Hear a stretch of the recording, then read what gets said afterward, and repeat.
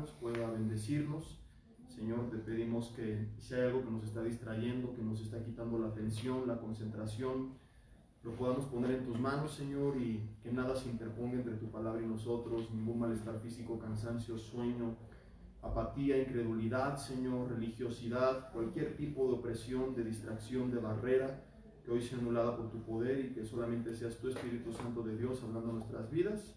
Te lo pedimos en el nombre de Jesús y te damos gracias. Amén. Amén. Y bueno, no vamos a iniciar todavía nueva serie porque no estoy todavía bien convencido y no quiero empezar algo y dejarlo a medias. Entonces quiero estar completamente convencido y estoy entre 2 o 3 opciones distintas, y mientras tanto prefiero estarles compartiendo algunos temas independientes, y ya después que iniciemos la serie, pues que sí tenga la certeza de que eso es no lo que yo quiero, sino lo que Dios quiere, ¿verdad?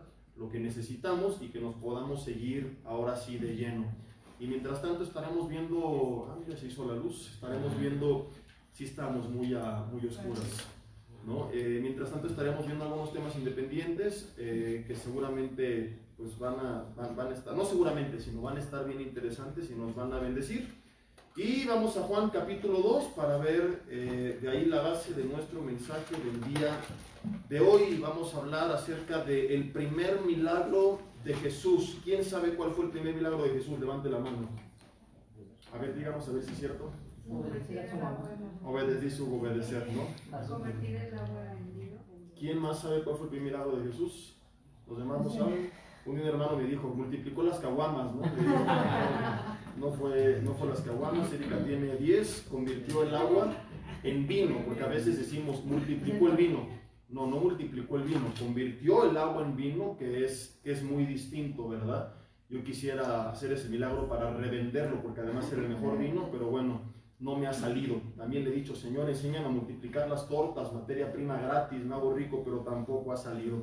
Jesús efectivamente, como primer milagro, es multiplicar el agua en vino, y vamos a leer primero la base de la enseñanza y después de ahí iremos meditando algunas cosas. Juan capítulo 2, versículo 1 dice: al tercer día se hicieron unas bodas en Caná de Galilea, y estaba allí la madre de Jesús, y fueron también invitados a las bodas Jesús y sus discípulos, y faltando el vino, es la palabra griega justereo, que significa quedándose corto.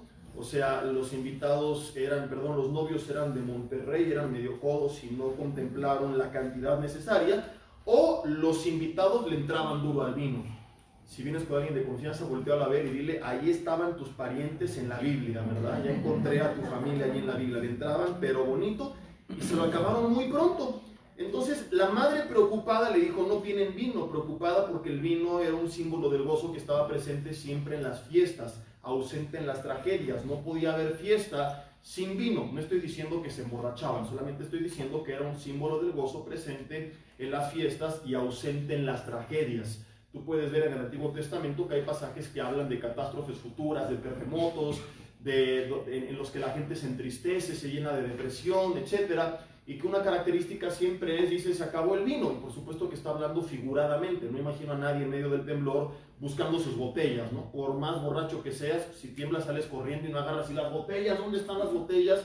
Sino que te vas. Entonces se refiere a que la tragedia provocaba que se terminara el gozo. La madre se pregunta entonces, bueno, ¿cómo va a seguir la fiesta si no hay vino? Y el vino estaba presente en las fiestas. Así que va con Jesús y le dice, no tienen vino. Y Jesús le dijo, ¿qué tienes conmigo, mujer? Aún no ha llegado mi hora. Ella le dijo a los que servían, hagan todo lo que él les diga. Y allí estaban 6 tinajas de piedra para agua, conforme al rito de la purificación de los judíos, y en cada una cabían 2 o 3 cántaros. Al rato les explico a cuánto equivalía. Jesús les dijo, llenen estas tinajas de agua, y las llenaron hasta arriba. Entonces él les dijo, sáquenlas y llévenlas al maestresala, que era el encargado del evento, y cuando este hombre pruebe el agua hecha vino, sin saber de dónde venía, aunque lo sabían los sirvientes que habían sacado el agua, llamó al esposo y le dijo, todo hombre sirve primero el buen vino, y cuando ya han bebido mucho, bien inteligente, ¿verdad? Ya que andan un poco mareados y ya no pueden distinguir entre lo bueno y lo malo, sirven el inferior, pero tú has reservado el mejor vino hasta ahora. Y dice la Biblia, este principio de señales, o sea, es donde todo inicia, Dice, hizo Jesús en Caná de Galilea y manifestó su gloria y sus discípulos creyeron en él. Hermanos, estamos leyendo el primer milagro de Jesús. Y siempre lo primero en la vida es algo que queda bien marcado, ¿verdad? No olvidas cuál fue tu primer auto, la primera casa donde viviste. Aunque tu esposo o esposa quisiera que olvidaras, tal vez no has olvidado quién fue tu primer novio, tu primera novia. Bueno, Hugo sí olvidó a su primera novia, pero todos los demás. Las primeras cosas siempre quedan bien marcadas, pero a veces tú no puedes elegir cuál va a ser ese primer auto, cuál va a ser tu primer casa. Hay cosas que simplemente se van dando, pero Jesús, siendo Dios hecho hombre, sí podía elegir dónde iba a ser su primer milagro y cuál iba a ser su primer milagro. Y la pregunta que yo me hago es, ¿por qué hizo ese milagro en ese lugar y no otro milagro en otra parte con otras personas? ¿Qué es lo que Dios nos quiere mostrar detrás de todo esto? Y es lo que vamos a aprender en este mensaje, en el que vamos a responder algunas preguntas. Yo soy muy preguntón. Es bueno hacer preguntas, no con el objetivo de cuestionar en mala manera la Biblia, sino de aprender de ella. ¿Cómo? ¿Cuándo? ¿Dónde? ¿Por qué? ¿Cómo se aplica a nuestra vida? Y así es como comenzamos a aprender mucho. Y yo cuando leí este pasaje me hacía algunas preguntas, ¿verdad? Y me dediqué en oración a buscar la respuesta de Dios. Una respuesta que no fuera una respuesta mística, o sea, no quiero pararme y decir, y el Señor puso esto en mi corazón y me mostró aquello, sino que si en verdad viene de Dios, tendría que haber sido confirmado en otras partes de la Biblia de forma explícita. Porque está muy de moda el decir, Dios me mostró y me enseñó, pero la Biblia dice que la palabra de Dios es inspirada por Dios y que es más que suficiente para que el hombre de Dios sea enteramente preparado para toda buena obra. Y Apocalipsis termina diciendo, hay de aquel que agregue y hay de aquel que quite. Entonces yo no puedo venir a presentar nuevas revelaciones. Cuando hablamos de una revelación, más bien es una iluminación de la revelación. Revelar es mostrar algo y Dios ya nos mostró su palabra. Esta es la revelación. Lo que ocurre a continuación, más estrictamente hablando, deberíamos llamarle una iluminación de la revelación, cuando Él nos muestra algo de lo que ya nos reveló. Si tú dices, Dios me reveló, pero entiendes lo que significa el término, o sea, que te mostró algo de su palabra, está bien, no pasa nada, pero que te quede bien claro que no es una revelación, algo nuevo que no estaba aquí escrito, porque predicar tal cosa sería enseñar que a Dios se le olvidó revelarnos algo. Como que Dios dijo, se me olvidó decirles esto, ¿verdad? Juan no lo escribió, Pablo no lo anotó, lo tiraron a la basura, ¿y ahora qué hago? Pues se lo voy a revelar aquí al apóstol, ¿no? Aquí al profeta intergaláctico, porque hay de todo allá hoy dentro del cuerpo de Cristo, ¿no? Entonces, no, Dios ya nos reveló su palabra y más bien lo que vemos es una iluminación. Dios nos muestra algo que si en verdad viene de Dios, tiene que ser confirmado de forma explícita con el resto de la Escritura. Y algunas de las preguntas que veremos es, ¿por qué su primer milagro fue este y no algo más espiritual? ¿Qué significa su primer milagro? ¿Por qué ocurrió en este lugar y por qué no en otro lugar? ¿Por qué eligió ese momento? ¿Cómo es que se llevó a cabo y qué aplicación tiene para nuestras vidas? Esto y otras preguntas son las que vamos a responder. Repito, el tema es el primer milagro de Jesús y lo primero que viene a mi mente es ¿por qué el primer milagro de Jesús es multiplicar el vino? ¿Por qué el primer milagro no es algo un poco más espiritual, un poco más ante los ojos de los hombres, lo digo entre comillas, humanamente hablando, un poco más, ¿cómo le podemos decir? Sensible a las necesidades del ser humano? ¿Por qué no fue resucitar un muerto, darle la vista a un ciego, multiplicar la comida para una familia pobre? ¿Por qué el primer milagro no es liberar a un endemoniado, hacer buena onda a una suegra o cosas como estas que son milagrosas? Aunque las mujeres se me quedan viendo feo, pero se lo han ganado a pulso, hermanas, por ser mala onda, así que ahora se aguantan. ¿Por qué el primer milagro de Jesús es multiplicar el agua o convertir el agua en vino? Y yo aprendo de esta pregunta dos respuestas dentro del primer punto. En primer lugar, como te lo venía diciendo, el vino es símbolo del gozo, presente en las fiestas. Entonces ubica la escena. Llegan con Jesús y le dicen, Jesús, se acabó el vino, y junto con el vino se acabó la fiesta. Y Jesús dijo, ¿qué? Que se acabó el vino y se acabó la fiesta. ¿Qué? Que se acabó la fiesta. ¿Qué? Que se acabó la fiesta. ¿Qué? Y de repente Jesús convierte el agua en vino y la fiesta continúa. ¿Y qué me enseña esto?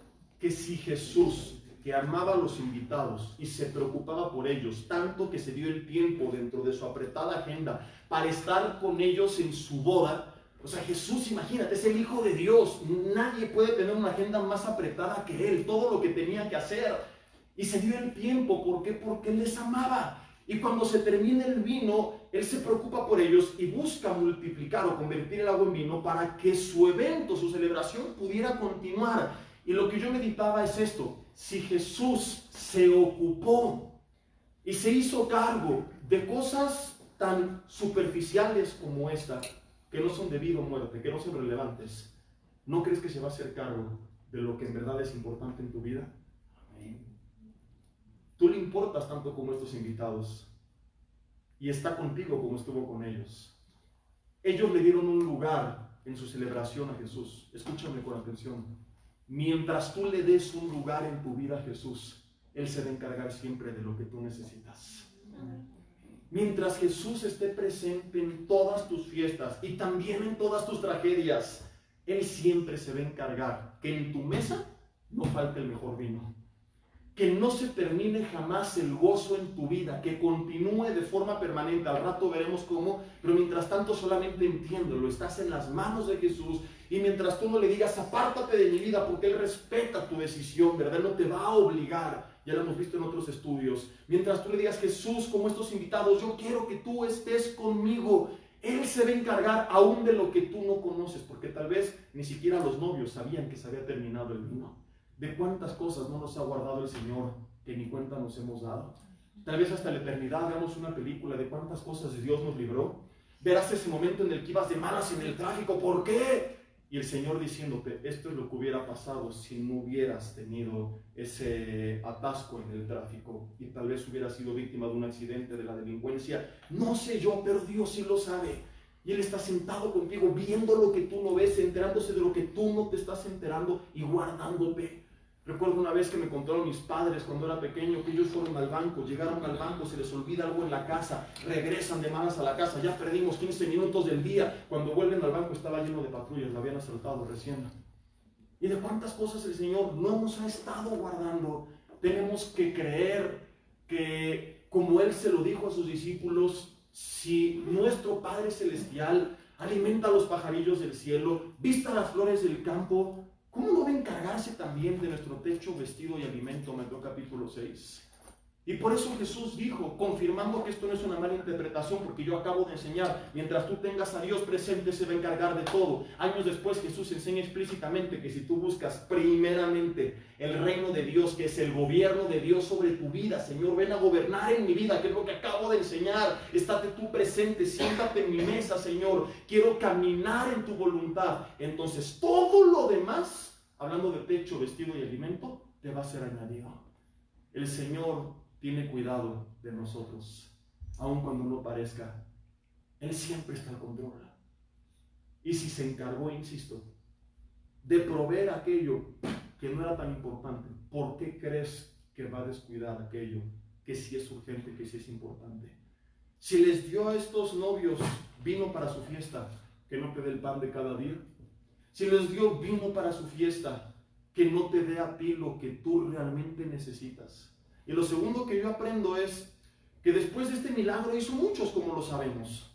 Y muchos de ellos fueron con personas que tú has leído tenían, como el paralítico de Betesda, 38 años enfermos, otros toda su vida enfermos. Gente que había pasado muchos años o toda su vida en esa condición. Y que siendo la región donde Jesús habitó una comunidad no muy grande, yo pienso, esto no digo que así fue, pero pienso que muy probablemente años atrás se llegó a encontrar con las personas enfermas que años después sanó. ¿Vamos bien hasta aquí? Que a lo mejor la gente que Jesús sanó a los 32 años de edad, Él la conoció cuando tenía 18, cuando tenía 25, cuando tenía 17. Y siendo Dios hecho hombre, estamos de acuerdo que pudo haberlos sanado años atrás. Ahora supongamos que no se encontró con ellos, sabía su condición, por lo que pudo haberlos sanado antes, pero no lo hizo, sino hasta después de este milagro. Y el ser humano Humanamente hablando se puede preguntar, ¿y por qué no se ocupó primero de estas cosas que eran más importantes? ¿Y por qué primero el bien? ¿Y por qué tiempo atrás no hizo nada con ellos? Y yo lo que aprendo de aquí es que Dios hace lo que Él quiere, de la forma que Él quiere, en el orden que Él quiere. Y tú no eres Dios, así que tú no puedes cuestionar a Dios. Solamente confiar en Él y descansar en que si no lo hizo antes, alguna razón tendrá que después la vas a entender. Porque si tú te pones a cuestionarte ¿por qué no lo hace ya? Te vas a frustrar. Y tal vez tengan que pasar años para que veas hacia atrás y digas, por eso no lo hizo antes. Porque si lo hubiera hecho antes hubiera pasado esto, aquello y lo otro y no estaría donde estoy. Y no nos queda más que llamar a las cosas que no son como si fuesen y creer que Dios va a obrar, pero en su tiempo, a su manera y como Él quiere, no en tu tiempo, ni en tus formas, ni como tú quieres. Y si no te gusta, pues peleate contigo mismo por ser un ser humano y no Dios. Yo, a modo de ejemplo, te cuento, empecé a buscar genuinamente a Dios cuando tenía como 18, 19 años de edad. Cuando empiezo a servirle y a compartir con los jóvenes y los adolescentes, un par de años después, y a ser usado por Dios, nace una pregunta en mi corazón. ¿Qué hubiera pasado si en vez de a los 18 yo empiezo a buscar a Dios desde los 13, 14? Y dentro de mí había un coraje conmigo mismo, un enojo por no haberlo hecho. Yo decía, es que si yo hubiera buscado a Dios antes y ahorita lo estoy sirviendo, ya ha pasado tan poco tiempo y puedo ser de bendición, si hubiera empezado 5 años antes, todo el recorrido que no llegaría ya. Y yo imaginaba que lo que hubiera pasado es que ya andaría por los panteones resucitando muertos, sanando enfermos o cosas por el estilo. Es lo que yo pensaba y humanamente hablando parecería lo correcto, ¿verdad? Si tú te pones en los zapatos de mi mamá cuando tiene un hijo adolescente de 14, 15 años, lo ideal es que en ese momento Dios quebrante su corazón desde su punto de vista. ¿Estamos todos de acuerdo? Nadie pensaría que lo correcto es que Dios espere 4 años más para quebrantar el corazón de ese adolescente. Te preguntarías, ¿y por qué Dios no lo va a hacer ya? ¿Pero qué gana dejándolo apartado 4 años más? Dios lo podía haber hecho, ¿sí? ¿Por qué no lo hizo? Descubrí la respuesta como a los 23 años de edad. 2 años me hice esa pregunta varias veces. Y un día estaba orando en mi cuarto, todavía antes de casarme, por eso recuerdo qué edad tenía, que me casé de 24 y medio. O sea, me casé hace como 3 años para que se den una idea. Y... entonces sí me casé hace 10. Y me acuerdo perfectamente que estaba entrando al baño de mi recámara y yo estaba en oración haciéndome esta pregunta y cuando doy el paso frente al espejo, viéndome al espejo, vino la respuesta de Dios a mi corazón. Señor, ¿qué hubiera pasado si yo te hubiera buscado antes? Y su respuesta no fue, estarías predicando en estadios, haciendo milagros, ya serías pastor. Su respuesta fue, nadie te soportaría. ¿Cómo? Sí. Creerías que yo te uso porque fuiste bueno y no porque yo fui bueno. Pensarías que se trata de tus méritos y no de mi gracia. Serías un arrogante, soberbio, engreído, que no entendería que no se trata de ti, que se trata de mí. Gracias a que estuviste apartado de mí este tiempo y puedes entender que tú no tienes ningún mérito en esto, que toda la gloria es mía. Y permitió Dios eso para que desde ese momento hasta la fecha, si no me lo crees, no me importa, yo sé que así es. No importa lo que Dios ha hecho y lo que vaya a hacer, he estado y estaré siempre con los pies firmes sobre la tierra. Podré batallar con muchas cosas, pero jamás con el ego, porque siempre he estado consciente que yo no merezco estar en este lugar. Que fue simplemente porque Él me llamó y porque Él quiso. Y para que eso se lograra, Él permitió que yo viviera algunos años apartado de Él. No quiero decir que en todos los casos tiene que ser así. Mi esposa buscó a Dios desde pequeña y siempre fue niña buena y no se apartó y por eso es bien creída. No, no es cierto. Y Dios trató con ella de otras formas, ¿verdad? Entonces Dios trata con muchos de muchas maneras. El pastor de Vida Nueva para el Mundo Cuernavaca, Vitelio, ha dado su testimonio de cómo él se guardó y nunca se apartó y dice, yo no tuve que apartarme para conocer lo que es bueno y lo que es malo, y su testimonio es precioso también. Entonces Dios trabaja de muchas formas, pero en mi caso Él tuvo que trabajar así, de esa manera. Hay personas que a lo mejor no se envanecen, que lo entienden. Yo, debido a mi trasfondo, debido a que siempre crecí compitiendo, queriendo ganar, sobresalir, que me vean, que me reconozcan en lo que hago, sí me hubiera envanecido si no hubiera pasado esto. Entonces, hay cosas que a lo mejor tú crees que ahorita sería lo ideal, pero Dios sabe cuál es el tiempo ideal para mostrar su poder. ¿Por qué no sale ese paralítico ya? Porque no es su tiempo. ¿Y por qué no viene, me ayude Bonnie allá? ¿Y por qué no encuentra el trabajo ya? ¿Y por qué no me sana ya? Porque tú no eres Dios. Y porque aunque no lo entiendas, Isaías 55 dice que sus planes, sus caminos, sus pensamientos son más altos y más grandes que los tuyos. Y tienes dos opciones: quedarte en el camino para comprobarlo o apartarte y quedarte toda la vida con la duda. Dice Proverbios 4:18 que el camino del justo es como la luz de la aurora que ven en aumento hasta que el día es perfecto y no entiendes, pero el panorama se verá aclarando y algún día todo tendrá sentido. Mientras tanto, sigue caminando en lo que el día se aclara. Y algún día voltearás para atrás y dirás: Dios, valió la pena recorrer este camino. Y si yo pudiera volver atrás, elegiría el mismo y esperaría tus tiempos. Nuestra vida es como una película que si vieras el final, podrías estar tranquilo en las escenas de polémica, de terror. Mientras tanto, quiero decirte, no lo puedes ver, pero lo puedes leer. Puedes leer que sus pensamientos para ti son de bien y no de mal, que su voluntad es buena, agradable y perfecta. Aquí está el guión del autor y tienes dos opciones. Sigues el guión que Dios escribió, dices: no me gusta, escribo mi propia historia. Solamente te advierto, si al final no te gusta cómo termina la película, no te pelees con Dios, pues Él te dejó un guión que tú no seguiste, que tú no quisiste seguir. Y en esta parte ustedes dicen conmigo: pregunta número 2. ¿Qué significa su primer milagro? Se convierte el agua en vino. El agua en la Biblia se refiere a su palabra. O en la Biblia el agua es la palabra de Dios. Entonces el vino es el gozo, el agua es su palabra y la tinaja, nosotros. Dice 2 Corintios 4:7 que Dios ha depositado su tesoro en vasos que somos nosotros. Te lo voy a leer textualmente para que veas, no te estoy inventando nada.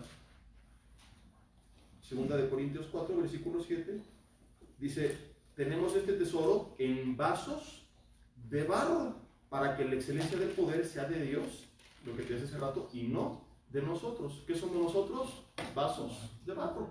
Dile al lado: tinaja de Tlaquepaque. Vaso de barro. Miren conmigo, soy un vaso de barro. Ahora, ¿qué significa todo esto en esta historia? ¿Quién se acabó el vino? Los hombres de la boda. Probablemente muchos de ellos no conocían de Dios. Tal vez había algunos religiosos que conocían la ley, pero que no amaban a Dios. Cristo no había predicado su palabra todavía, no había venido a sus pies. Tú no puedes llenarte una sola vez y para siempre de la palabra de Dios y creer que con eso vas a aguantar toda tu vida. Tú puedes venir hoy y llenas tu tinaja del agua de la palabra de Dios, pero el hombre va a absorberla. Los problemas, las traiciones, las dificultades, los corajes que hace, las injusticias, las crisis, muchas cosas que nos rodean van a estar absorbiendo constantemente nuestro gozo, queriéndonos dejar como dejaron las tinajas de vino de esa boda, completamente secas y vacías. Pero mientras tú te encargues de llenar todos tus días tu tinaja del agua que es la palabra de Dios hasta arriba, al mismo tiempo esa agua se va a convertir en el mejor vino. La gente lo va a ver como el maestresala y va a decir: este es el mejor vino, un gozo que no depende del alcohol, de los bienes, de lo que tienes, sino que viene de quien lo produjo, Jesucristo.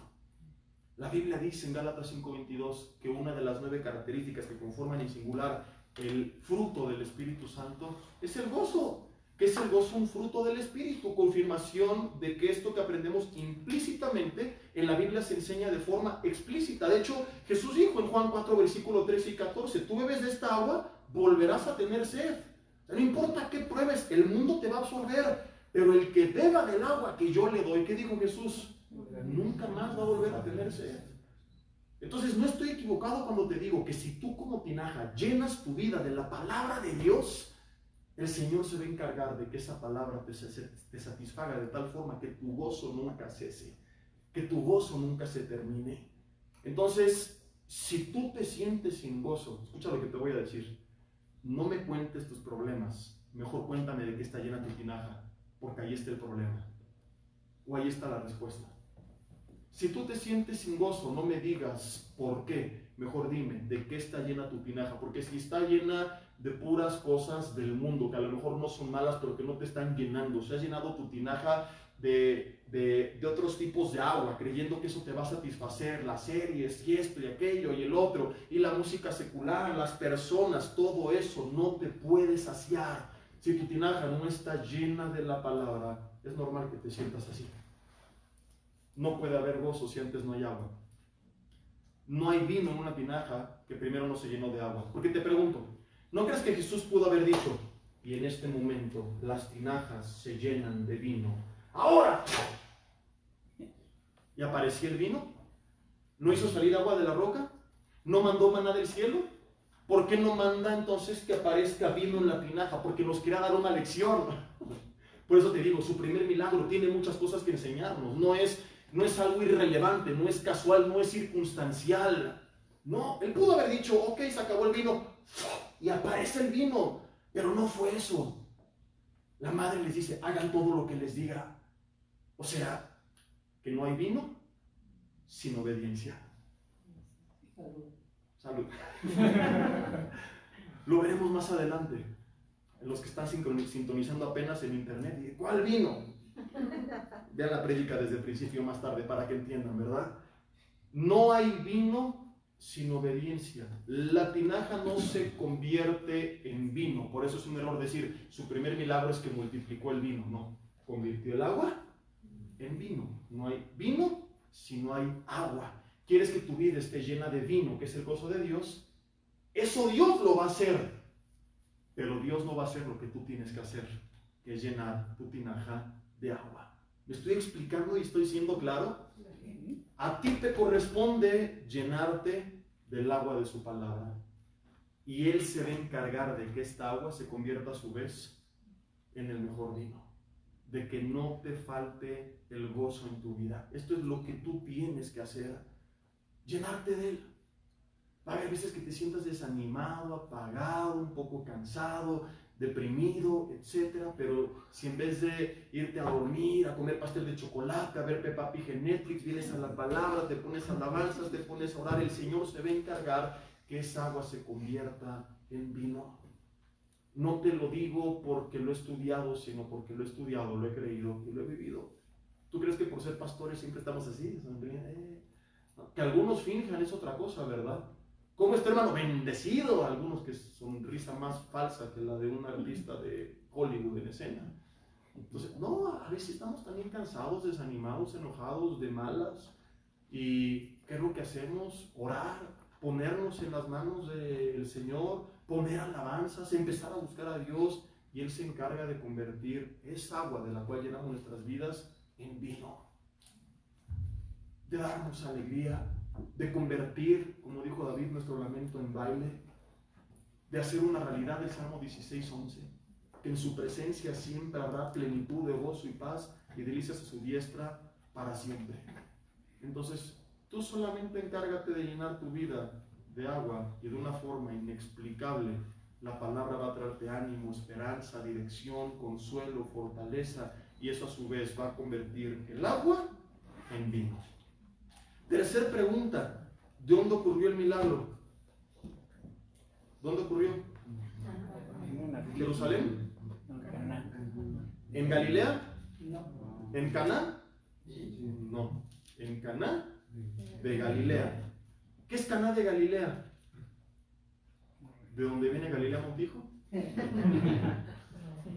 ¿Sabías que es una pequeña aldea que solamente menciona Juan y nunca más vuelve a aparecer? O sea que estamos hablando de un gran evento, el primer milagro de Dios manifestado en forma de hombre a los hombres en su caminar en la tierra. en su ministerio. Va a hacer muchas cosas, pero esta es la primera que él va a hacer notoria y evidente a los demás. El primer milagro de Jesús en un pequeño, recóndito, menospreciado y tal vez olvidado lugar. No sé si entiendes la magnitud de esto. Es como que la América va a jugar a CU, por ejemplo. Algo grande en un chiquero, para que tú te des una idea. Un evento magno, imagínate cuando ha venido la Fórmula 1 a México, que dijeran, en vez de la Ciudad de México, pues que sea ahí en Mexicalcingo, ¿no? Con todo respeto a los que viven en Mexicalcingo, ¿no? No se hacen cosas grandes en lugares poco importantes, pero Jesús vino a romper todos los moldes. Hace un primer milagro que el ser humano no imaginaría que sería ese su primer milagro, y lo hace además en un lugar donde el ser humano no podría esperar que lo hiciera. ¿Y por qué lo hizo allí?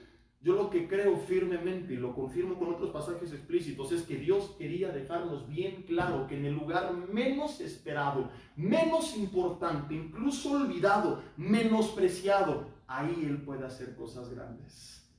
Que el Señor puede, familia, manifestar su poder donde sea. Que la pregunta no es dónde estoy, sino quién está conmigo en ese lugar. Y que si Él está conmigo, aunque el lugar no sea importante, la persona de Dios hace que el momento sea importante y que grandes cosas que nadie esperaba que ocurrieran, ocurren por el simple hecho de que Él está ahí. A veces la gente cree que para que el poder de Dios se manifieste tiene que ir al mega evento, a la mega reunión de oración donde 200 están orando y ahí sí Dios se manifiesta, como si Dios dijera, no, pues si no hay de 199 para arriba, no me manifiesto. Y yo recuerdo que Él dijo, donde 2 o 3 se ponen de acuerdo, y estoy yo. Entonces no necesitas algo increíble. No estoy diciendo que Dios no se manifiesta ahí, estoy diciendo que la manifestación de Dios no se limita ahí. No tienes que esperar a estar en la mega iglesia, con el mega pastor, con el apóstol intergaláctico, para que el Señor manifieste su poder. Me habla, oiga pastor, que si viene a orar por el enfermo, no sé qué, ¿por qué no oras tú ahí? ¿Tienes al mismo espíritu que tengo yo, sí o no? No se trata de cuál es la persona que está ahí, sino de quién está respaldando a la persona que está ahí. No se trata del lugar, se trata de la persona. La realidad que nos enseña la Biblia a través de este pasaje es que Dios puede manifestar su poder en el lugar donde tú menos lo imaginas y donde tú menos lo esperas. Dios puede utilizarte para dar una palabra y que tus vecinos que se están divorciando se reconcilien. Y no tienen que estar en un congreso de matrimonios con la euforia y la música y el Señor moviéndose. También ahí se mueven, estoy diciendo que no, ¿verdad? Vayan a los seminarios de matrimonios, pero ¿qué tal que mañana firman el divorcio y el seminario es en un mes y estás tú ahí para darles un consejo? ¿Qué les vas a decir? No, espérense un mes, vayan al retiro y luego se divorcian. No, en ese momento tú tienes que orar, Señor, tú estás aquí, utilízame como un instrumento poderoso para hablar a sus vidas. ¿Qué tal que está a punto de morir y de aquí a la siguiente reunión de oración donde vamos a orar por los enfermos, ya se murió? Señor, tú estás aquí, si lo quieres sanar en este momento lo vas a hacer. Y si no, pues ya que se vaya contigo, ¿verdad? Pero cree que en cualquier momento Dios te puede utilizar en la sala de tu casa, es más, en la soledad de tu habitación. Allí Dios puede manifestarse en tu vida. No tienes que estar en el seminario internacional con los 12 conferencistas reconocidos ante todo el mundo para recibir una palabra poderosa de Dios, porque en lo secreto de tu habitación el Espíritu Santo te puede hablar cosas más increíbles que las que escuchas en cualquier congreso. Yo te puedo decir que las cosas que más impactaron mi vida no las escuché en eventos extraordinarios públicos, y fui a muchos. Y escuché a muchos grandes hombres de Dios y aprendí mucho de ellos, pero lo que cambió mi vida lo recibí en lo secreto, a solas con Dios, porque creí que allí Dios podía hablarme. Hermanos, el poder de Dios no es determinado por la persona donde estás, por el lugar donde fuiste, sino por quién está respaldando ese lugar y a esa persona. No se trata de dónde se hicieron las cosas, se trata del Dios que respalda las cosas. O le dijo a Josué, si no mal recuerdo, en el capítulo 1, versículo 9, donde quiera que vayas, yo voy a estar contigo. Te voy a bendecir, tú solamente esfuérzate, pero cree que yo voy a estar contigo. No le dijo Moisés, si tu presencia no va con nosotros, no nos saques de aquí. Le dijo, mi presencia irá contigo. Cree que su presencia va contigo, y cuando tú lo crees, tu expectativa se amplía de forma permanente, porque hay gente que tiene expectativa los domingos, a ver qué pasa en la iglesia, a ver qué pasa en el congreso, y está bien que vengamos con expectativa, pero no está bien que limites tu expectativa un día de la semana, porque si Dios está contigo todos los días, la expectativa de lo que Dios va a hacer en tu vida tiene que ser permanente. Dios, ¿qué vas a hacer hoy en mi escuela?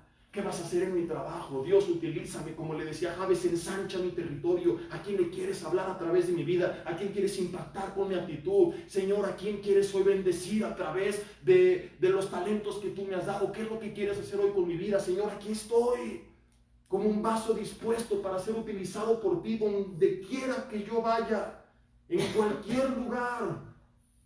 Y tú vas, cuando decides creer en Dios, vas a comprobar cómo en los momentos menos esperados, en los lugares menos imaginados, ahí Dios te va a respaldar.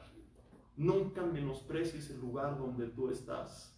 Es que no me gusta esta escuela, porque Dios te puso ahí. Porque no imagino a Dios, hijo, es que si está regacha su escuela.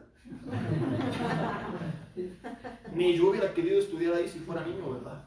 ¿Por qué Dios permitió que estuvieras ahí? Vuelvo a lo mismo. Jesús podía convertir el vino de la nada, porque hubo un orden. ¿Por qué Dios permitió que este es el orden en tu vida? Que estés ahí. ¿Cuál es su propósito? ¿Por qué estuvo José en la cárcel? Hubo un propósito. ¿Por qué estuvo David en la cueva de Adulam? Hubo un propósito. ¿Cuál es el propósito que tiene en ese lugar? Y en vez de estar, ay, no me gusta esta escuela, no me gusta este trabajo, quisiera otra iglesia. Muchos quisiéramos muchas cosas distintas, pero se trata de dónde estoy y qué quieres hacer conmigo en ese lugar. Y si Dios está contigo ahí en ese lugar, olvidado, menospreciado, poco importante en esa colonia, en esa familia, no, pues yo no vengo de familia de pastores. ¿Quién dijo que tienes que venir de familia de pastores para ser usado por Dios? No importa en qué familia, en qué casa, en qué escuela, en qué trabajo, en qué colonia estés, la pregunta no es dónde estás tú, la pregunta es quién está contigo. Y si Dios está contigo, hermano, hermana, eso lo cambia todo. Te contaba hace rato un poquito de mi testimonio. Y aunque en la intimidad muchas veces Dios ha hablado en mi vida cosas que le han impactado, cuando mi vida fue transformada y revolucionada, fue un año de soledad. Un año que antes de casarme me quedé sin novia, sin amigos. Entonces, no tenía qué hacer. Y en vez de deprimirme y encerrarme como muchos, nadie me quiere, todos me odian, me come como un gusanito, empecé a dedicarme a buscar a Dios como nunca antes en mi vida. A utilizar mi tiempo para buscar a Dios. O sea, no es que estrictamente hablando no conocía a nadie. Si yo hubiera querido, oye, vamos aquí y allá, pero decidí aprovechar ese tiempo de soledad para buscarle. Y es donde le conocí por primera vez de forma personal y no de lejos. Donde aprendí a ser sensible a su dirección, donde me encontré con Él, donde entendí cuál era mi propósito y donde decidí que había sido creado para servirle.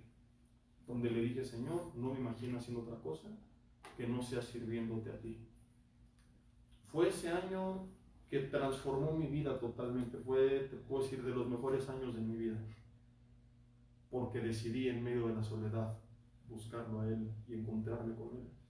Me deprimo, me amargo, veo las cosas de forma negativa. No hubiera pasado todo eso. Y así están muchos. Aquí no me gusta el trabajo y no sé qué y no sé cuánto. Cuando tienes la oportunidad de en ese momento de soledad, de quebrantamiento, buscar a Dios, encontrarte con Él y que Él transforme tu vida. Y no siempre vas a estar así. Pero cuando voltees para atrás vas a decir, valió la pena, porque de ahí se forjó todo lo que vino después. La pregunta no es, ¿qué ciudad es Caná de Galilea? La pregunta es, ¿quién está ahí? Y Jesús estaba ahí. No te preguntes dónde estoy, pregúntate quién está conmigo. Y si Jesús está contigo, prepárate para lo que Él va a hacer. En Juan capítulo 21, del 1 al 2, la Biblia añade que uno de los discípulos que Él llamó y que utilizó, adivina de dónde era. Vamos a verlo. Del Instituto Teológico de París, aleluya. De la Escuela de Profetas de Jerusalén, gloria a Dios. Del Seminario de Apóstoles de Nueva York. No, Uno de ellos, Juan 21, versículo 1. Después de esto Jesús se manifestó otra vez a sus discípulos junto al mar de Tiberias. Dice, y se manifestó de esta manera. Estaban juntos Simón Pedro, Tomás llamado el Dídimo, Natanael, el de... ¿De dónde era Natanael? Vean conmigo, Dios utilizó a un hombre de Caná de Galilea. ¿Por qué no te va a utilizar a ti? Fíjate esto. Pedro, Andrés, Jacobo, Juan, Tomás y Judas Tadeo eran pescadores. No tenían su empresa de recolección de peces, eran pescadores. De los que la primer línea de pesca. No tenían su empresa de barcos que pescaban, iban al mar, aventaban las redes y pescaban y vendían ese pescado. Los que menos recibían eran ellos. Mateo, cobrador de impuestos, reconocidos por ser tranzas de la época. Simón el celote, una especie de guerrillero. Jesús no llegó al Instituto Teológico de Jerusalén y dijo, a ver, ¿quiénes son los que sacaron mejores calificaciones? A ver, ¿cuántos saben profetizar? ¿Cuántos hacen milagros? ¿Quién ha multiplicado los panes y los peces? Este y este. Aquí está lo mejor. Primera de Corintios 1, 27 al 28 dice que eligió a lo vil, a lo menospreciado del mundo para avergonzar a los sabios. Hechos 4:13 dice que cuando la gente escuchaba hablar a Pedro y a Juan, se maravillaban, porque eran hombres sin letras, sin educación. Y no estoy predicando, no estudies, ellos no pudieron estudiar, que es distinto.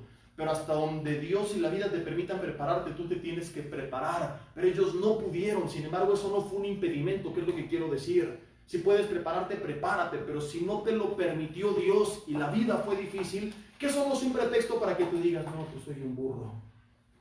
Pues un burro que ama a Dios, de buen corazón. Bueno, aquí está tu burrito, bueno para nada, Señor, pero no, te pudiste preparar, qué bueno. No te pudiste preparar, Señor, tú estás conmigo. Y escucha lo que pasó, ellos no tenían letras, sin letras, y del vulgo. ¿Y sabes qué significa la palabra vulgo? Lo más bajo de la sociedad. Escucha lo que sigue a continuación. Y al oírles hablar, se maravillaban las altas esferas del gobierno. Daban discursos que decían, wow, ¿de dónde salieron? Van a poner alabanza por aquí. Ya se pasó hace rato, mis hermanos. ¿De dónde salieron? ¿Y cuál fue la diferencia? Dice, y les reconocían que habían estado con Jesús. Pedro y Juan sin letras y del vulgo, ¿te los imaginas? Lo que pasa es que a veces queremos espiritualizar todo. Y como te digo, hay un dicho que casi podría ser un versículo, ¿no? En tercera de Jesse 10:12, o la segunda epístola de Jesse a los toluquenses o a los guajimalpenses o algo por el estilo, que que lo espiritual es espiritual en sí mismo y que no lo tienes que espiritualizar, ya es espiritual. Cuando quieres espiritualizar lo espiritual, lo terminas desespiritualizando. Está profundo. Entonces, el simple hecho de que la Biblia narre lo que Dios hizo con estos hombres ya es espiritual, pero queremos espiritualizarlo. Y nos inventamos nuestra historia de cómo eran. Y los imaginamos caminando erguidos, bien vestidos, bañados, perfumados, rasurados, hablando amablemente. Buenos días, amable Pedro. ¿Cómo está, amable Juan? Muy bien, amable Pedro. Vamos a echar las amables redes en el amable mar para que nos dé los amables peces. Amén. Subámonos a la amable barca. ¡Qué amables somos todos! ¡No! Así no habla la gente de lo más bajo de la sociedad. No estoy diciendo que andaban de albureros tampoco. Pero no era lo que tú imaginas. Andaban con los pantalones aquí arriba, sucios, oliendo a pescado, caminaban tal vez guapachosos, no tuvieron educación. Supongo que a lo mejor llegaba Pedro y le decía, ay, ese mi Juan, qué transacción ese mi Peter. Nos vamos a echar la red. Pues órales. Sopas gorrión, ¿cómo va el dicho? ¿Eres canica que rueda o yoyo que baila? Cuando Pedro conoció a su esposa, no le dijo, amable sierva de Dios, aquí está el ungido de Jehová, vengo a preguntarle si quiere. No. A lo mejor la vio y le dijo, bendita la tuerca del tornillo, del rin de la llanta que trajo el cemento, no, ¿cómo es? Es bendita la tuerca del tornillo, del rin, de la llanta, del camión que trajo el cemento donde estás parada. No hay nada de malo en eso, no me vean feo, escúchenlo con atención. Nada más no lo anden diciendo para ligar porque no les va a servir. Pero no hay ningún albur ni grosería, es bendita la tuerca del tornillo, del rin, de la llanta del camión que trajo el cemento donde estás parada. Así se ligó Pedro a su esposa. Ella dijo, qué romántico. Y te lo digo así para que entiendas quién es la gente que Dios utilizó. Y que este tipo de personas, aunque te dé risa, son los que de repente dan discursos tan rimbombantes y bien elaborados y estructurados que la gente se maravillaba. Y dijeron, esos son los que estuvieron con Jesús. Sí, esa es la clave. Estar con Jesús lo cambia todo. ¿Tú crees que uno, porque predica la palabra, siempre fue de fácil palabra? Y no. Yo recuerdo que alguna vez, te voy a confesar uno de mis pecados, gané un concurso de calaveritas en secundaria. Se llamó Panteón Webster, que es una de las escuelas donde estudié en la Ciudad de México. Y cuando me paré a hablar la calaverita frente a todos los grupos, literalmente mis pies temblaban así. Y yo estaba leyendo la hoja. No creas que yo era un conferencista nato. Yo era más tímido que extrovertido por naturaleza. Se me ha quitado un poco por la naturaleza de mi trabajo, pero tampoco es que sea súper extrovertido. Y si ves que a veces llego los domingos y me paso y no ando saludando a todos, es porque no tengo esa personalidad de andar llamando la atención y pienso que hasta se puede ver mal, como que a ver, salúdenme y todo, y no. Prefiero mantener un perfil bajo y a veces la gente nos ve arriba predicando, desenvolviéndonos de forma natural, sin pena, y pensarían, seguramente lo trae por naturaleza. Yo sé lo que es dar un discurso con Dios y sin Dios, en mis fuerzas y en las suyas, y he visto el resultado totalmente distinto. Cuando me preguntan, ¿te pones nervioso antes de hablar? No importa cuántos sean, no me pongo nervioso desde hace mucho tiempo, y no es porque ahora tenga seguridad en mí, confianza en mí, ni lo que mucha gente llama tablas, sino porque yo aprendí a creer que cuando yo me subo a hablar, Él me va a respaldar, y descanso en ese respaldo. Porque yo oro antes de preparar mi mensaje, porque yo oro antes de predicar, por ustedes, por mí, por el ambiente, por todo, y me paro convencido de que Dios escuchó esa oración. Y la pregunta no es quién soy yo, la pregunta es quién está conmigo. Yo creo que Él está conmigo y por lo tanto no importa dónde esté, Él va a utilizar mi vida, y eso es lo que me hace hablar con confianza. Yo sé lo que es dar un devocional sin haber orado. Yo te he contado que una vez cuando empezaba a predicar, di un mensaje a los jóvenes el sábado, oré, Dios me utilizó. Al otro día me tocaba la cena del Señor, se me hizo fácil, dije son 5 minutos, no oré como lo tenía que haber hecho, me subí en mi carro y me fue terrible. Te he contado que me subo y de entrada abro la Biblia y cuando checo la nota de mi papel, el pasaje sí era el que estaba anotado, pero no era el que hablaba de la cena del Señor. Y yo lo había leído supuestamente 3 veces para repasarlo. Dije, ¿qué pasó? La gente que iba entrando pensó que alguien había muerto porque estábamos guardando un minuto de silencio. Los de la alabanza atrás de mí, ningún gandalla me soplaba el pasaje. Yo dije, Padre, a lo mejor no es 2 de Corintios, me equivoqué, es primera, y si no es, que me lleve el rapto antes de tiempo porque eso no sé qué voy a hacer. Sale la 1 de Corintios, descansa, sigo hablando en mi fuerza, según yo todo iba muy bien. Mi discurso, sin reconocer cuánto necesitaba del respaldo de Dios. Está a punto de decir, vamos a orar y respirar profundamente, cuando al bajar mi rostro para cerrar los ojos, veo que en el púlpito seguía todavía el pan y la copa estaba vacía. ¿Y qué tiene que ver eso? Te preguntarás. Bueno, pues que el orden correcto es que primero te comes el pan y luego te tomes la copa. La iglesia ya se había tomado por instrucción mía la copa, pero seguía el pan, del cual yo ni siquiera había explicado nada todavía. Ante lo cual dije, hermanos, no se preocupen, el orden de los factores no altera el producto. Así que cómanse el pan, y durante 6 meses no volví a pedir la cena del Señor en la iglesia. ¿Qué fue lo que Dios me mostró esa vez, Jesse? Acabas de hablar hace menos de 24 horas, 1 hora, y yo te utilicé. Fue de mis primeros mensajes y sentí el respaldo de Dios. Hoy no pudiste hablar bien ni siquiera 5 minutos. Lo que yo entendí es esto. y si en tus fuerzas eres incapaz de pararte un minuto y hablar y hacerlo bien. Si tú descansas en mí y me buscas, y buscas mi respaldo y confías en mí, donde quiera que vayas, el tiempo que hables, a quien quiera que le hables, no importa en qué lugar estés y cuántas personas sean, vas a ver mi respaldo, y lo he visto el día de hoy. Pero te paras un día frente a una persona a hablar 2 minutos y no vas a ser capaz de hacerlo bien. Si yo me paro confiado, no es porque descanse en años de haber predicado, en experiencia, no, es porque a través de los años he aprendido a confiar más y más y más y más en Dios, y eso me hace estar tranquilo. Yo sé lo que es hacer algo en mis fuerzas y en sus fuerzas. Hermanos, estar con Cristo es lo que nos distingue, lo que nos habilita, lo que nos capacita, lo que nos levanta. Por eso Jesús les dijo a los discípulos: tienen una gran misión, ir a predicar mi palabra. Ni se les ocurra salir de donde están reunidos hasta que venga sobre ustedes el Espíritu Santo para habilitarlos, para darles poder, porque en sus fuerzas no van a poder.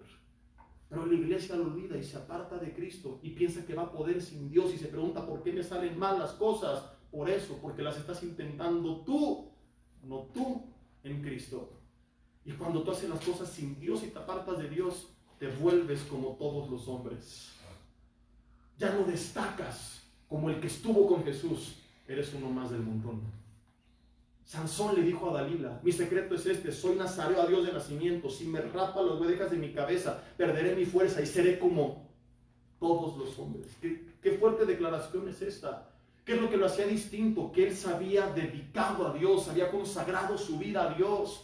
Y el voto nazareo consistía en 3 cosas: no tocar nada muerto, no tomar vino, no cortarse el cabello. Él ya había quebrantado las primeras 2 partes del voto, termina de quebrar la tercera. Fue una forma en la que simbólicamente, con sus hechos externos, le dijo: Dios, renuncio al voto, renuncio a consagrarme, ya me estoy dedicado para ti. Y ese día Sansón dejó de ser Sansón. Ese día Sansón se volvió como todos los hombres.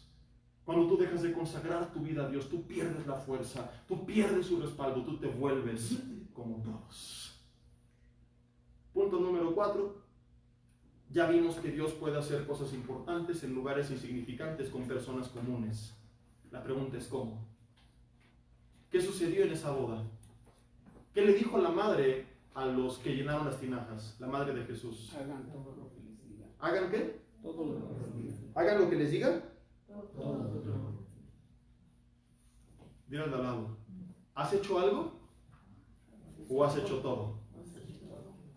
Porque aquí no dijo hagan lo que les diga, dijo hagan todo lo que les diga. Ahora, no quiero poner una carga sobre ti que ni yo soy capaz de llevar. Es imposible que todos hagamos todo lo que dice toda la palabra de Dios. Pero aquí el punto es: al menos he intentado poner en práctica todo lo que he aprendido.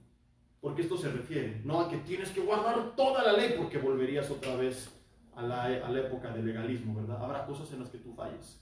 Pero es distinto que tú digas: ok, esto y esto y esto en mi vida falta, pero estoy trabajando en ello, a que tú conscientemente de lo que está mal, pero voluntariamente decidiste ignorarlo y rechazarlo. Y decir: Dios, aunque sé lo que tengo que hacer, ni siquiera lo voy a intentar. ¿Me estoy explicando? Voy a hacer lo que dé la gana. Queremos que Dios haga milagros en nuestras vidas y que nos utilice. Sí, amén, en Caná de Galilea, en mi vida me va a utilizar. No, la pregunta aquí relevante es si estamos dispuestos a escuchar su voz y seguir todas sus indicaciones.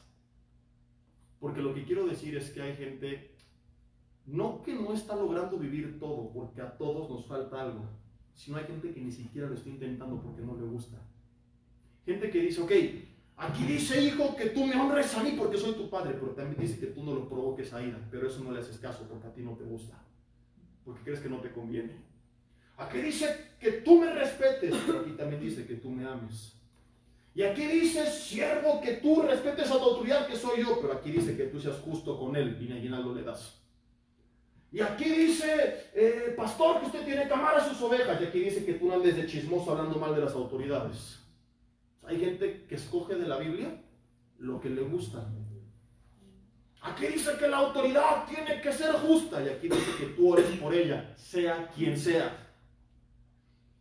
Entonces hay cosas en la Biblia que nos van a gustar, hay cosas en la Biblia que no nos van a gustar. No se trata de buscar selectivamente qué pongo en práctica y qué no. Se trata de escuchar todo lo que Él nos diga y procurar poner en práctica todo lo que Él nos dijo. Y esta delgada línea divide quiénes sí y quiénes no son partícipes del poder de Dios. Estos hombres que llenaron las tinajas, entiéndelo, hasta este punto no habían visto ni escuchado de ningún milagro de Jesús, porque este fue el primero. Aparece un hombre que te dice, llena las 6 tinajas, en cada una de las cuales cabían, ¿cuánto? ¿Cuánto dice la Biblia? 2 o 3 cántaros. ¿Sabes cuánto es un cántaro? 40 litros. 6 tinajas por 3 cántaros, 18 cántaros. Por 40 litros cada uno, porque las llenaron hasta arriba, estamos hablando de 720 litros de agua que se convirtieron en vino. Es el equivalente a 36 garrafones de agua electropura, o Bonafont si tomas el agua ligera. Por cierto, es el momento del mensaje, donde nuevamente, por cortesía de la casa, patrocinaré el agua Santa María, esperando que alguien del área de marketing vea estos videos y me empiece a pagar por patrocinarla, o si no, prontamente tomaré Bonafont. Nos están hablando de pura. Si quieren que siga diciendo Santa María, el agua que toman los pastores, espero pronto que se contacten conmigo. Es una orden absurda la que ellos están recibiendo. No hay mangueras, tienes que ir al pozo. Cargar el equivalente a 36 garrafones, pero pesan más, porque no los fueron llevando de 20 en 20. En las 6 tinajas, por 3 cántaros, 18 cántaros. Cada tinaja, 120 litros de agua, como el equivalente en peso a 4 garrafones. No, ¿cuál a 4? A 6 garrafones de agua aproximadamente. Imagínate, chillas porque cargas uno, ponte a cargar 6. Tenían que ir al pozo, de ida con las tinajas y de regreso con las tinajas llenas. Lo hicieron. No renegaron, obedecieron. No las trajeron a la mitad. Pueden haber dicho, las llenamos 3/4. La Biblia dice que las llenaron hasta arriba. ¿Qué hace mucha gente? Pues medio lleno mi vida de la palabra. Ay, una persinada en la mañana, media alabanza, 2 versículos y ya estuvo. Tu vida tiene que estar full de la palabra de Dios. Que desbordes la palabra de Dios, que en todo momento tu vida sea como una fuente donde caen ríos y ríos y ríos y te desbordas sobre los demás y palabra, testimonio donde quiera que vas, porque el agua está fluyendo constantemente. Pero muchos agarran en la mañana, se echan 2 chorritos de la palabra y con eso quieren sobrevivir todo el día. Por supuesto que el sol te va a secar, que el hombre se la va a tomar y para medianoche ya eres una tinaja vacía. Por eso llegas a casa con el carácter que tienes, porque eres una tinaja vacía. Ellos la llenaron hasta arriba. Tienes que llenar tu vida hasta arriba. Tiene que haber una plenitud. Era para ellos un orden absurda, y así a veces lo que Dios nos va a mandar no va a tener mucho sentido.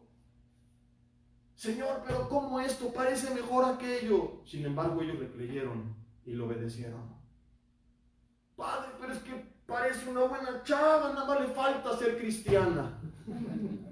Y es que es una buena oportunidad de chamba, aunque no tenga la oportunidad de buscarte porque no hay día de descanso.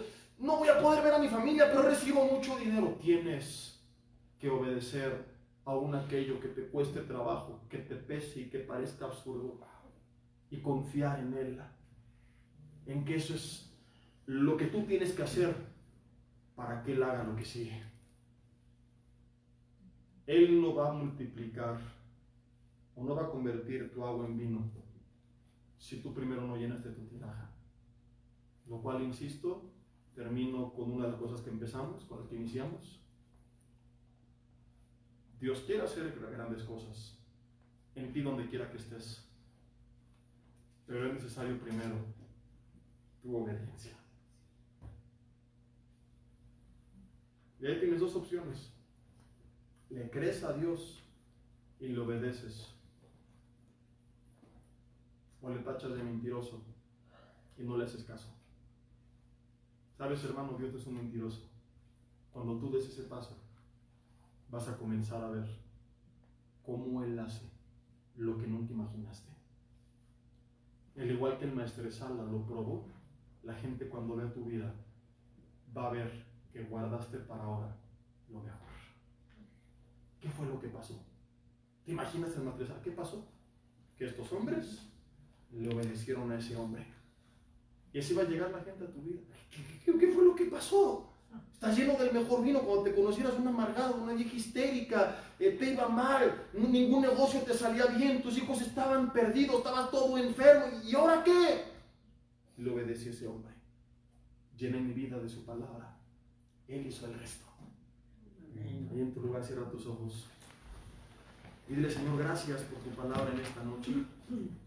Decidimos creerte, Señor, y renunciar en esta hora a todo menosprecio hacia nuestra persona, hacia el lugar donde estamos, y a cambio, Señor, bendecimos cualquiera que sea la situación en la que nos encontramos, porque aun cuando en el peor de los casos no fuera donde tú quieres que estemos, aun si nos hemos metido ahí por malas decisiones, tú lo permitiste para enseñarnos algo, y aún a través de nuestros errores aprendemos lecciones que nos ayudan a ser mejores. Así que en vez de lamentarnos, aprenderemos lo que tengamos que aprender y haremos lo que tengamos que hacer. Bendeciremos cada momento de nuestras vidas, Señor, y decidimos hoy en adelante caminarlo contigo de la mano, sabiendo que no se trata de dónde estamos o quiénes somos, sino quién está con nosotros. Y sabemos y creemos que si de hoy en adelante, Señor, rendimos nuestras vidas a ti y en obediencia llenamos nuestras tinajas del agua de tu palabra hasta arriba, full, tope, hasta que no le entre más, tú te encargarás, Señor, de que el siguiente paso sea que esa agua se convierta en el mejor vino, que los demás puedan ver, probar, disfrutar y reconocer con nuestro testimonio que es algo distinto, como este maestresala lo entendió, que solo puede venir de parte de ti. Dile, Señor, perdóname si no he hecho todo lo que tú me mandas, o al menos lo he procurado. Si de forma selectiva he elegido qué quiero obedecer y qué no, y he renunciado a lo que no me gusta, a lo que me cuesta trabajo. Hoy decido echarme esas tinajas al hombro, caminar hasta el pozo, sacar el agua necesaria para llenar la tinaja y regresarla al evento. Es decir, obedecerte aún en lo más difícil, en lo más complicado, en lo más absurdo, en lo que no tiene sentido. Aun cuando no haya visto como estos hombres antes lo que tú puedes hacer, porque creo en lo que vas a hacer. Decido seguir caminando, Señor, por este camino que a veces no entiendo, descansando en que mi camino será como el camino del justo, como la luz de la aurora, que así es su camino, que va en aumento hasta que el día es perfecto. No voy a volver atrás, Señor, no me voy a perder lo que viene por delante, no voy a quedarme a la vuelta de la esquina. Qué trágico hubiera sido que los soldados y el ejército de Israel y el pueblo de Israel, a la vuelta número 12 de Jericó, porque no cayó ningún ladrillo, hubieran desistido y vuelto atrás. Que no hubieran descubierto que estaban a una vuelta de la caída. Y así a veces no nos damos cuenta, Señor, que a la vuelta de la esquina está eso que hemos anhelado tanto, está esa promesa, está ese milagro. Dile, Dios, no vamos a dejar de caminar. Voy a avanzar esperando tu tiempo y tus formas, confiando en ti. Y yo te pido, Padre, por cada uno de mis hermanos y hermanas, que te han sido fieles, que te han obedecido, que han llenado sus vidas de tu palabra, que te han obedecido ante lo que humanamente hablando a veces no tiene sentido. Que prontamente, Señor, tú des la orden para que el milagro se lleve a cabo en sus vidas, Señor, y que puedan testificar de lo que tú has hecho y que la gente lo pueda ver. Que tú hagas milagros en sus vidas, en sus finanzas, en su salud, en sus familias, aún en su carácter, en sus emociones, Señor. Que tú conviertas esa agua en el mejor vino y que nunca cese. En el nombre de Cristo Jesús, que así sea hecho por tu poder. Amén. Adiós. Pues ya corta.